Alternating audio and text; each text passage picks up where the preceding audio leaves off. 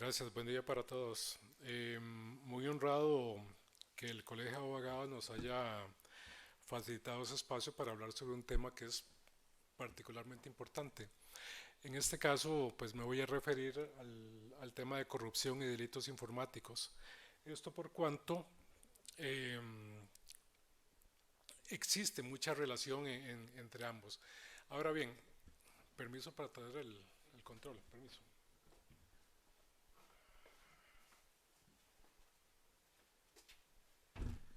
El legislador ha sido, yo creo que en esto bastante previsor a la hora de crear cierto tipo de normas que necesariamente tienen que ver directamente con la corrupción. Como algunos de ustedes sabrán, la Comisión de Derecho Informático ha tenido en el pasado y también la Procuraduría General de la República un papel protagónico a la hora de la emisión y creación de normas jurídicas. De hecho, fue la Procuraduría General de la República quien por primera vez emitió hace ya 21 años el primer proyecto de ley sobre delitos informáticos que fue aprobado, solo que solo se aprobó en 3 artículos, lo cual es pues bastante lamentable porque la delincuencia informática, como ustedes saben, cada vez se ha elevado y se le ha dado con nuevas conductas bastante novedosas. Y es ahí donde necesariamente el legislador tiene que estar siempre muy atento para procurar que ese tipo de conductas sean debidamente sancionadas porque necesariamente dañan el tejido social, especialmente en un tema sensible como es los temas económicos, que es donde la corrupción siempre va dirigida. Y posteriormente, ya en el 2011, logramos también también con miembros de la Comisión de Derecho Informático que se aprobara la actual ley que está rigiendo en el Código Penal en materia de delitos informáticos, que lo vamos a ver todo ello a continuación. Vamos a ver, recordemos una cosa. Los delitos informáticos en Costa Rica tienen básicamente unos 4 o 5 ejes temáticos. En primer lugar están los tipos penales que se refieren al tema aduanero, están los que tienen que ver con la parte tributaria, están otros bastante importantes a los que siempre hay que tomar muy en cuenta porque se trata de, como bien lo dicen la doctrina, delitos particularmente repugnantes, que se refiere a toda la parte de protección de la niñez, que en eso también dimos énfasis en su momento en el Código Penal.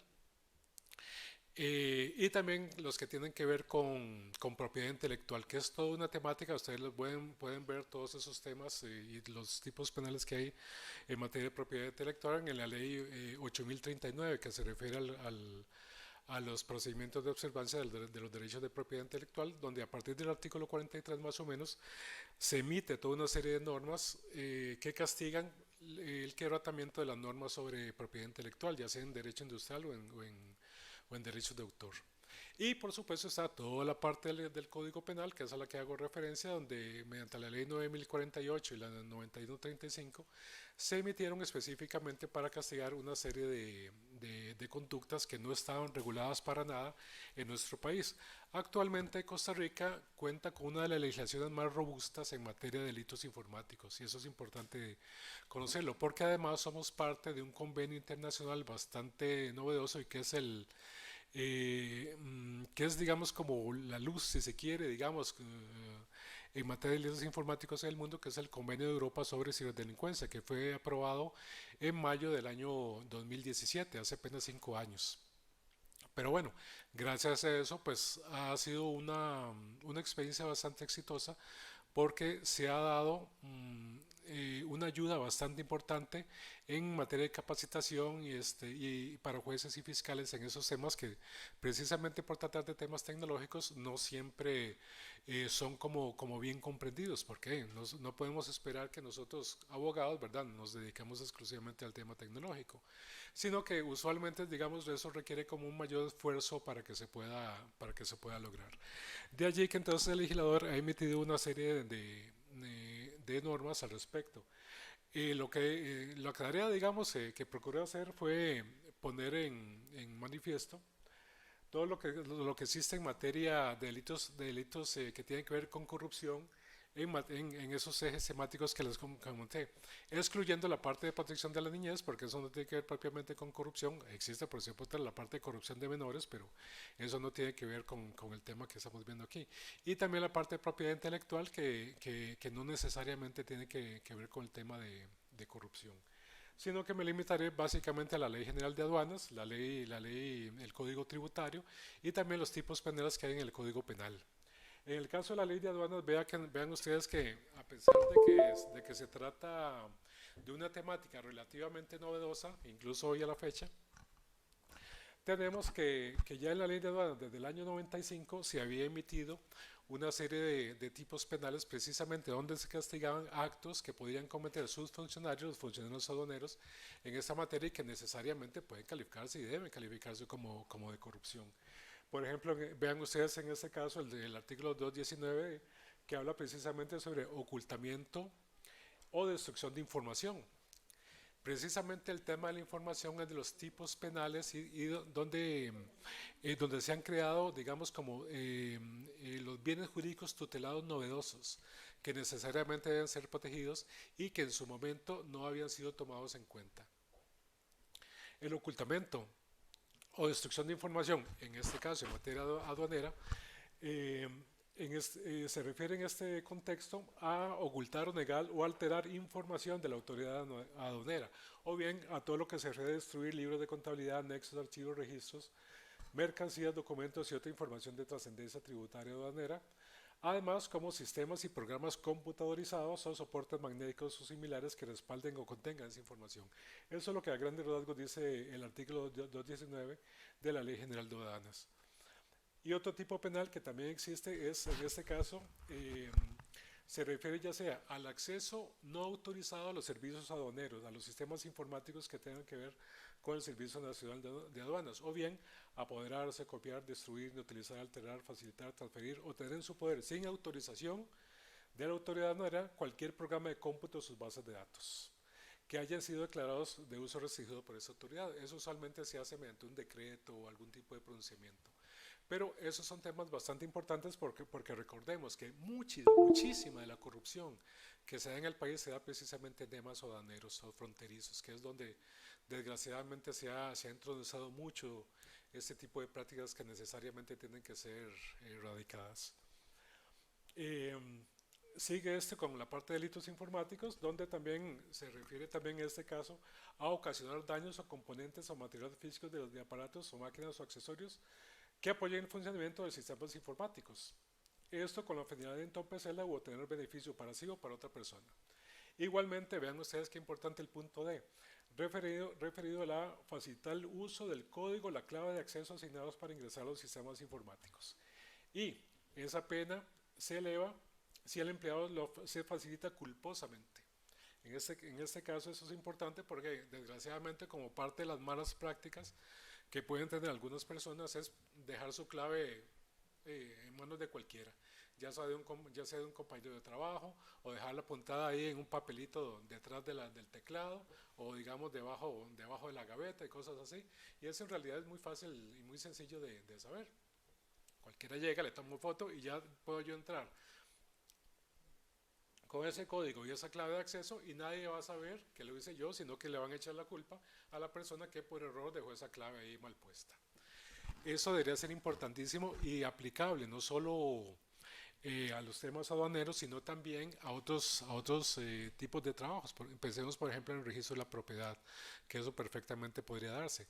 O que se obligue, por ejemplo, ya utilizando sistemas que sean más novedosos y, digamos, más seguros, como por ejemplo la firma digital, que la identificación se pueda hacer mediante ese otro tema, mediante ese otro componente que es el certificado digital, y dejando de lado, por tanto, todo lo que son sistemas más primitivos, como es el uso de un código y una clave, que eso ya tiene que ser superado y nosotros aquí en Costa Rica tenemos la infraestructura suficiente para que eso pueda ser aplicado.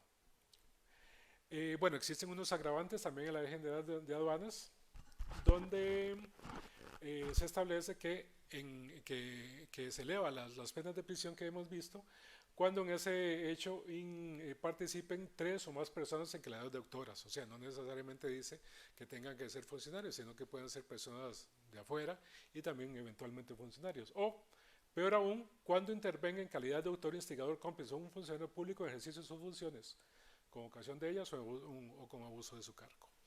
Vean que en esos casos entonces el legislador ha procurado, especialmente en materia aduanera, ser especialmente precavido porque efectivamente, reitero, en ese sitio, en ese tipo de actividades se produce muchísimo esas prácticas de corrupción. En el Código de Normas y Procedimientos Tributarios también existe una serie de normas penales que castigan esas formas de corrupción. Ven ustedes que es algo bastante similar. Curiosamente, este tipo de acciones no existen actualmente en el Código Penal, que necesariamente en un proyecto de ley que estamos presentando en la Asamblea Legislativa, estamos procurando que ese tipo de prácticas, incluso las que vimos anteriormente, sean debidamente castigadas, tanto de forma dolosa como en forma culposa. En ese caso, una vez más, vean que el acceso no autorizado a la información que se mantenga en bases de datos de la autoridad aduanera o en sistemas de información será castigado con penas que van de 1 a 3 años. Igualmente, el manejo indebido de programas de cómputo, en ese caso se sanciona, ven ustedes, ahora es diferente, penas de 3 a 10 años de prisión. Quien sin autorización se apodere de cualquier programa de cómputo utilizado para administrar la información tributaria de sus bases de datos, o que lo copie, que lo destruya, que lo inutilice, altere, transfiera o lo conserve en su poder, siempre que hayan sido declarados con uso restringido mediante resolución. También vean una vez más la facilitación del código y la clave de acceso, en el cual se sanciona también de 3 a 5 años quien facilite su código y clave de acceso para acceder a los sistemas de información tributarios, para que un tercero los use. En ese caso no indica que tenga que ser necesario un funcionario público, sino puede ser cualquier persona. Aquí también, una vez más, préstamo del código de clave de acceso. Todas esas son modificaciones que se hicieron hace ya 23 años, en agosto del 99. En ese caso, quien culposamente, es decir, por negligencia, por descuido o lo que sea, permita que su código clave de acceso se pueda ingresar al sistema de información tributarios, para que eventualmente otra persona, un tercero, lo pueda manejar e ingresar sin esa autorización. Hay un tipo penal ahí perdido en la legislación que está en la Ley de Administración y Financiera de la República y Presupuestos Públicos, la Ley 8131. Es un único tipo penal que existe ahí en el artículo 111, el cual establece también una forma de delitos informáticos en el 111, que castiga con prisión de 1 a 3 años a los funcionarios públicos o particulares, en este caso cualquier persona, pues, que realizan contra los sistemas informáticos de la administración financiera y proveerían algunas de las siguientes acciones: apoderarse, copiar, destruir, alterar, transferir o mantener en su poder sin el debido permiso de la autoridad información o programas y bases de datos de uso restringido.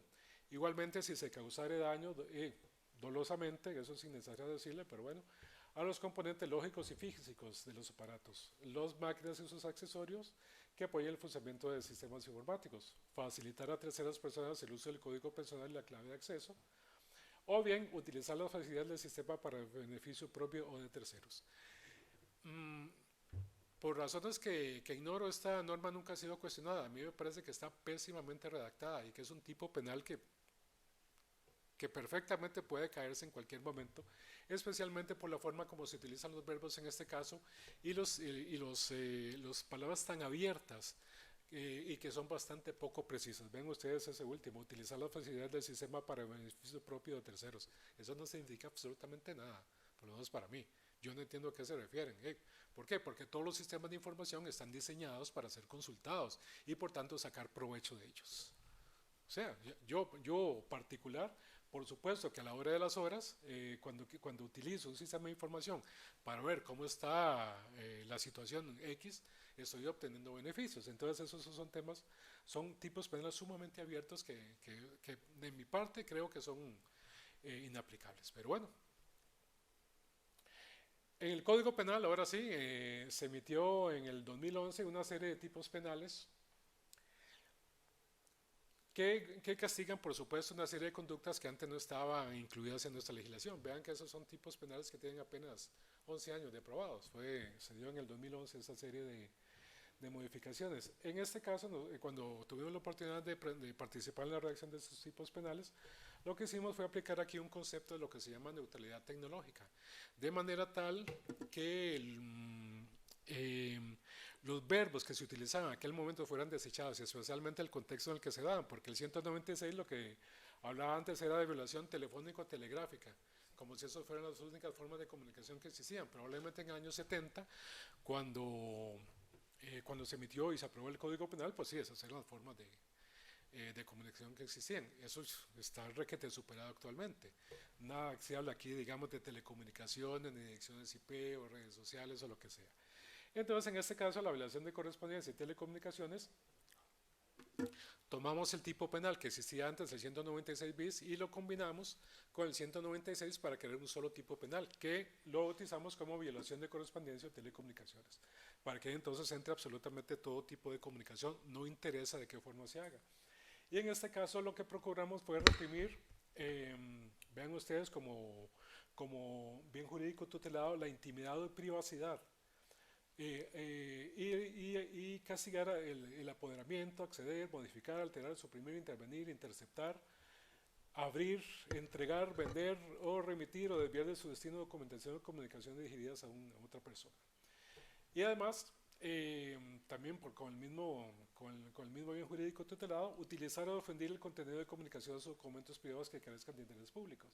O bien, promover, incitar, instigar, prometer o pagar un beneficio patrimonial a un tercero para que ejecute cualquiera de esos verbos que vimos actualmente. Entonces, ¿eso lo puede cometer un funcionario público? Por supuesto que sí. Pensemos en este caso, vean ustedes, que es una circunstancia de agravación. Personas encargadas de la recolección, entrega o salvaguarda de los documentos o comunicaciones. Personas encargadas de administrar, dar soporte al sistema de red informático telemática, pensemos, digamos, en el administrador de redes del servidor web, o que en razón de sus funciones tengan acceso a dicho sistema red o a los contenedores electrónicos, ópticos o magnéticos, que básicamente esos son los dos que yo conozco, ópticos o magnéticos, ¿verdad? Todos esos que hablan de electrónicos, eso en realidad pues no dice gran cosa, no dice nada, porque eso puede entrar cualquier cosa. Entonces, pensemos un ejemplo de una forma de corrupción que se pudiera dar en este caso. Pensemos en un jerarca o una jerarca que le diga a una persona de informática, ahí vea, vigíleme todas las que son las comunicaciones y todo lo que son los correos electrónicos de los funcionarios públicos. Eso es un delito. Y que como premio además del informático que estuvo ahí de cómplice en ese delito, entonces se le da, digamos, la dirección de un departamento. Y no les estoy mintiendo, no les estoy hablando de un ejemplo abstracto, no, esas son cosas que han ocurrido aquí en Costa Rica. Vean ustedes este otro, la violación de datos personales, eso es importantísimo. Y ahora al final vamos a ver una vez más por qué. El tema de violación de datos personales, si no, pregúntenle al expresidente Carlos Alvarado de qué los están acusando a ellos, se refiere precisamente una vez más al bien jurídico tutelado que se llama intimidad, privacidad o datos personales, que no es lo mismo. O sea, los datos personales por supuesto que tienen un componente muy fuerte en todo lo que tiene que ver con privacidad y con intimidad, pero los datos personales existen a pesar de que no sean ni íntimos ni privados, y eso es importante, y hay cantidad de ejemplos al respecto. Y se los doy de una vez para que no queden con la duda. Datos personales que no son ni íntimos ni privados, pero que siguen siendo datos personales y que por tanto tienen que ser protegidos. Pensemos, la casa donde vivo, el barrio donde vivo, el carro que manejo, la tarjeta de crédito que tengo, el colegio donde están mis hijos, etcétera. Todos esos son datos personales, no son ni íntimos, no son privados, cualquiera los puede ver, pero igual necesitan ser aprobados. Y no por no ser íntimos o no ser privados, no van a merecer protección. Eso es importante tenerlo muy en cuenta. En este caso, este tipo penal nació, como les había dicho, nosotros somos el 196 bis antiguo, lo sacamos de ahí, lo pasamos al 196 y nos quedó ese 196 bis. Entonces creamos ahí un tipo penal que se llama precisamente violación de datos personales. Y esto se debe a que la ley de protección de datos personales, la 8968, le estaba metiendo la moción del caso para evitar que se aprobara. maravilloso, ¿verdad? Que los grupos de poder de ese país tengan esa posibilidad de ir a influir a la Asamblea Legislativa para, por tanto, evitar que, siempre, que ciertas normas que los puedan afectar sean debidamente aprobadas. Entonces, en este caso, violación de datos personales ocurrió lo mismo. Y si ustedes se fijan en el artículo 3 de lo que se refiere a lo que es tratamiento de datos personal de la ley 8968, van a ver que son exactamente esos mismos verbos que están aquí. Y donde también nosotros en este caso pues, lo que procuramos fue precisamente tomar lo que no se quería aprobar en la Asamblea Legislativa y verterlo aquí, por lo menos en este tipo penal de violación de datos personales, donde también por supuesto tomamos en cuenta lo que son los datos de acceso restringido, los datos sensibles, los datos de acceso irrestricto, etc. ¿Ok? Entonces, en este caso se puede cometer corrupción. Pues yo creo que sí. Y aquí nosotros en el país tenemos normas inconstitucionales, manifiestamente inconstitucionales, que no se han derogado. Y se lo digo de una de cuáles. El artículo 10 del reglamento del CINERUBI. Eso es una norma absolutamente inconstitucional porque permite que las entidades del Estado puedan transferir datos personales entre ellas. Eso está absolutamente prohibido. ¿Cuál norma, cuál ley permite eso? Otra más, una directriz del gobierno pasado donde se estimula a todas las instituciones públicas a que se repartan los datos personales que tengan entre ellos. Y otra más, que es la única que ha salido ahí, pero que nadie la ha tocado, la posibilidad de que toda esa información que se mantuvo con eso del bono proteger estuviera en una base de datos privada. ¿Cuál norma permite eso? Cuando se supone que la protección de datos personales es un derecho fundamental y que por tanto solo mediante ley aprobada por mayoría calificada puede ser modificada. Ah, no, pero el gobierno anterior tranquilamente emitió ese tipo de normas y hasta la fecha nadie me ha dado pelota con esas inconstitucionalidades, desgraciadamente. Bueno, en el caso de la extorsión, por supuesto, que eso fue lo que nosotros le agregamos al final, ese parrafito, que en el caso de la extorsión, digamos, pensemos el sextortion y cosas así, que ese tipo de conducta, digamos, que se refiere a procurar lucro, etcétera, se realice valiéndose de cualquier manipulación informática, telemática, electrónica o tecnológica. Igualmente, en el caso de la estafa informática, en este caso nosotros lo que hicimos fue utilizar un concepto que se llama de sistema, en el cual los sistemas tienen tres grandes partes, las partes básicas de cualquier sistema: entrada, procesamiento, que también se le llama caja negra, y salida. Entonces, en ese caso, nosotros utilizamos exactamente esa misma concepción para crear la parte de estafa informática. Que si ustedes se fijan aquí, van a ver que tiene una parte que es de entrada, otra parte que es de procesamiento y otra que es de salida. Y si lo que se dice actualmente que todas ese montón de estafas bancarias es porque hay gatos caseros en las instituciones bancarias, que no me parece nada increíble, pues entonces vean que eso perfectamente podría ser una forma de estafa informática. Entrada, procesamiento, salida. Ven ustedes ahí los componentes que tenemos. Y por razones de tiempo, pues no me detengo a explicarlos. En el caso del daño informático, pues también en este caso es que se refiere, digamos, a destruir información contenida en sistemas de red informática o telemática o en contenedores ópticos, electrónicos o magnéticos. Bueno, y eso es muy importante cuando la información sea la que haya sido destruida, modificada o suprimida, sea insustituible o irrecuperable. ¿Quién nos va a devolver a nosotros todos los archivos que tenemos en la carpeta mis documentos, verdad? Todo lo más se puede recuperar, pero lo que hay difícilmente. En el Código Penal, la parte de espionaje, aquí el legislador, como suele suceder, crea tipos penales que son absolutamente inaplicables. Entonces vean este caso. Reprimir con prisión a quien procura obtenga indebidamente secretos de Estado. ¿En cuál legislación de Costa Rica se regulan los secretos de Estado? En ninguna parte. No hay. En la Ley General de Policía salió un poquito, en la Ley de Archivo Nacional se habla otro poquito, de cuándo van a expirar y no sé cuánto más, pero que existe una ley al respecto, no. Entonces este tipo penal es absolutamente inaplicable. Y además, ¿cuáles secretos de Estado ha habido en Costa Rica? Los dos, el que hubo fue declarado inconstitucional y el otro simplemente fue derogado en tiempo del expresidente Figueres. Creo que duró vigente como 3 meses, una declaratoria ahí.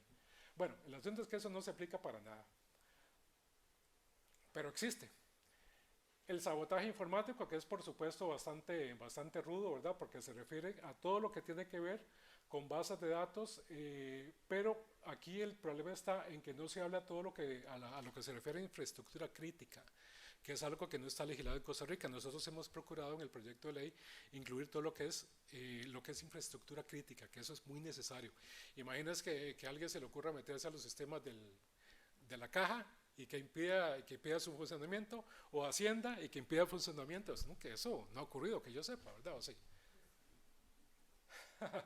El espionaje informático, que eso es un absurdo, porque eso no es espionaje informático, sino que se refiere más bien a lo que es espionaje de industria y comercio, que eso también perfectamente se puede dar, y que no era delito, lo derogaron con las leyes del TLC, y nosotros lo resucitamos aquí en el año 2012. Increíble. La suplantación de páginas electrónicas, que eso es como un poquito absurdo, porque hicieron aquí como un sancocho de lo que era el phishing con el farming, o sea, lo que es capturar información confidencial con lo que es la suplantación de páginas web, lo que se llama el farming. Pero bueno, esto afortunadamente tenemos un poquito, lo que es ya propiamente el proyecto de ley estamos procurando eliminarlo.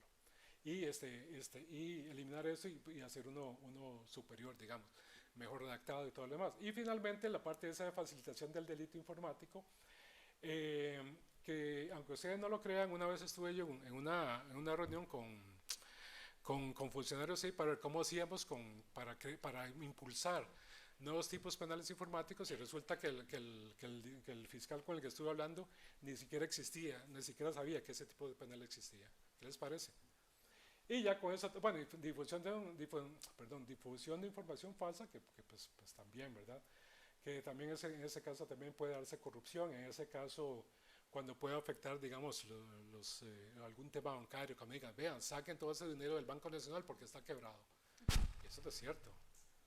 Y finalmente, ya con eso finalizo, me encontré con este de aquí que sí me interesa mucho, utilizar para fines de lucro o de un tercero informaciones o datos de carácter reservado a los que haya tenido conocimiento de su cargo. Eso es importantísimo porque una vez más tiene que ver, o podría tener que ver necesariamente, con la protección de datos personales.